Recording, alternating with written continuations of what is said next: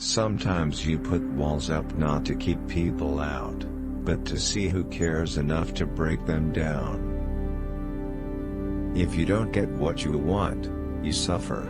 If you get what you don't want, you suffer. Even when you get exactly what you want, you still suffer because you can't hold on to it forever. Your mind is your predicament. It wants to be free of change. No man has the right to be an amateur in the matter of physical training. It is a shame for a man to grow old without seeing the beauty and strength of which his body is capable.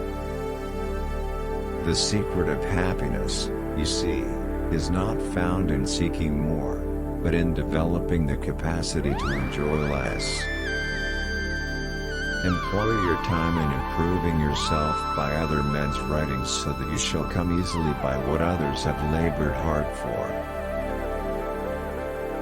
The hour of departure has arrived, and we go our separate ways, I to die, and you to live. Which of these two is better only God knows. I examine the poets, and I look on them as people whose talent overawes both themselves and others, people who present themselves as wise men and are taken as such, when they are nothing of the sort.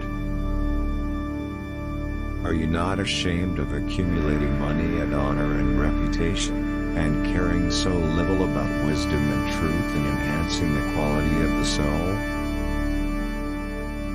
Whenever people are lied to and form opinions about the truth, it is clear that error has slipped into their minds through a medium that resembles truth. Fear of dying. My friends, just thinking that we are wise, without being wise, because thinking we know what we don't know. Death is perhaps the greatest good that can happen, but we fear as if we know very well that it is the greatest horror.